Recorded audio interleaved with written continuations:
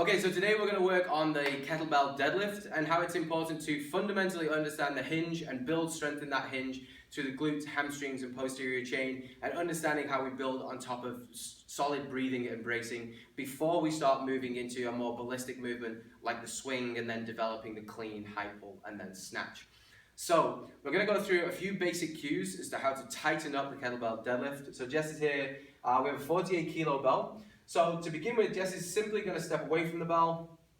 So when you approach the bell, she's going to walk forward and you're going to line the handle of the bell up with your heels, okay? So I'd rather it be right in between your heels than it would be creeping out in front of you. So we're going to be thinking about standing right over the weight, chopping the hips. So Jess is going to turn her palms up and chop her hips back, okay? And then she's going to hinge down and connect to that weight. She's going to stay down there for a hot second and we're simply just going to work on looking at lengthy spine, hips going back, and these shins are nice and tall. You should still be able to see a little bit of the bell, but you shouldn't be able to see the handle of the bell, okay?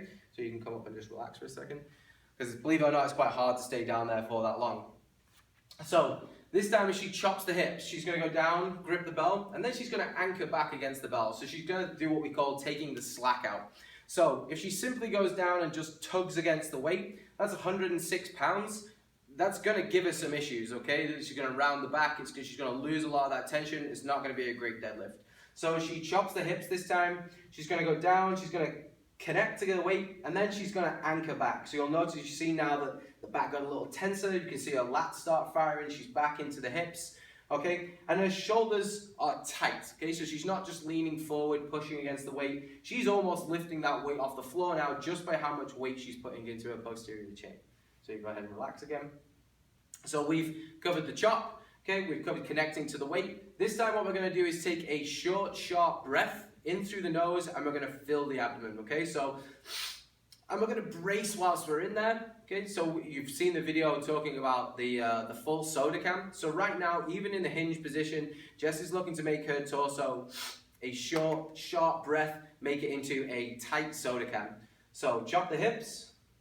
She's going to hinge back, connect herself to the weight, start leaning back against it and taking the slack out. She's going to take a short, sharp breath through the nose, and then she's going to drive the earth away to come to standing. Good, well done. Okay, so she took that short, sharp breath and thought about driving the earth away. So believe it or not, the deadlift is not a pull, okay? It's about your relationship with gravity and how much pressure you can drive into the ground. So if we think about pulling a lot of the time, it looks like we're tugging against the weight, okay? So this time when she goes down, she's going to really think about driving the earth away, activating every single muscle in her body to force the earth down. So we'll go through the progressions, the chop, connecting yourself to the weight, taking that breath and removing the slack out, and then she's going to think about driving the earth down.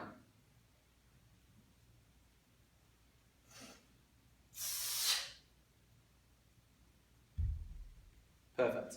Okay, so last time as she goes through now, you notice how her chin is not leading forward. She's got a nice neutral spine, okay? So she's really going to engage hard against the bell, chop in deep, okay? And when she comes to the top, she's going to drive out. That's where she gets her breath again. That's where she re-braces. So this time she's going to drop in and do 5 reps, okay? And breathing and bracing hard at the top.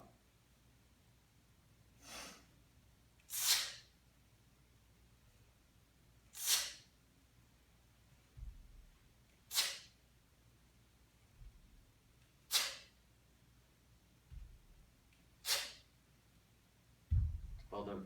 So notice how the top of this movement is stiff and tall. If I place my hands out in front, whether here or here, I'm either doing a plank, so standing plank, or this is the top of our kettlebell swing. So the crossover is always there. So remember the cues. Step right over the weight, chop the hips to load the posterior chain, glutes, hamstrings, okay?